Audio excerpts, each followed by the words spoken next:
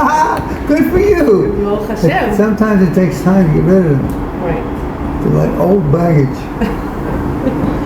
It's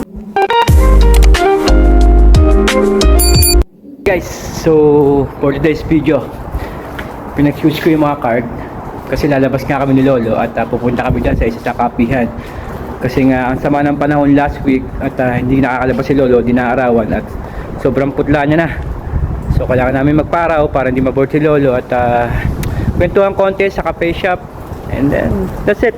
Samahan nyo ako guys, let's go!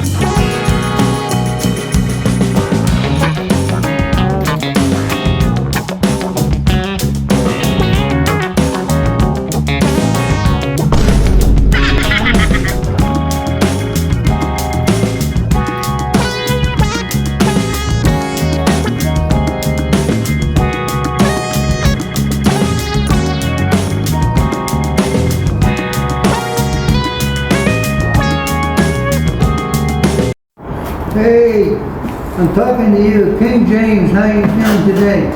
We're gonna go for a trip. You wanna go? Hey, you know this guy here? He's the driver. Oh, look out, there's a guy coming here in a car. Good for you. Baruch Hashem. Sometimes it takes time to get rid of them. Right. They're like old baggage. It's good to see. I was asking about him, right? Right. 2 days Yes, ago. yeah. I didn't see you in a So while. where are you living? Next to us? Next door to you. Right next door. The front of the elevator. Yeah. Be careful. You know why? Why?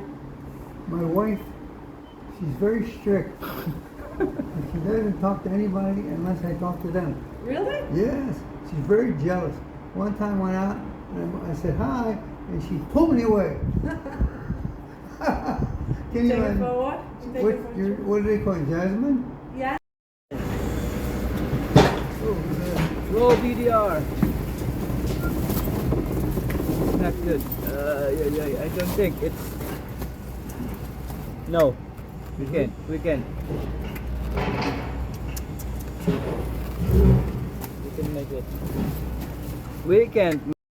Ayan, naharangan kami. Hindi kami makadaan ni Lolo. At sabi ayan, nakaharang. Nadaan na namin. Hindi kami makadaan. Palabas na sana kami. Ito, hihintay pa namin matapos to.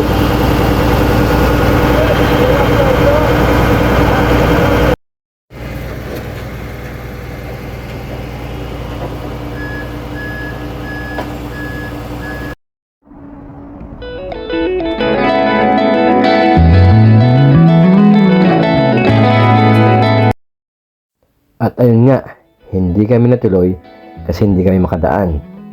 So ayun nga, pumunta lang kami sa park. Nag-ikot-ikot na lang kami, nagpa-araw, nagpahangin dito sa park para hindi maburyong si Lolo. At syempre, para mahanginan at maarawan na rin kasi matagal na kami din nakakalabas. Flower, plants, you can't beat it. It's nice and cool. There you go. The normal sun is very hot, but here it's cool. The wind blows, the flowers are there, everything was. Whatever you want. It's a place to live. To live, not to worry about otherwise.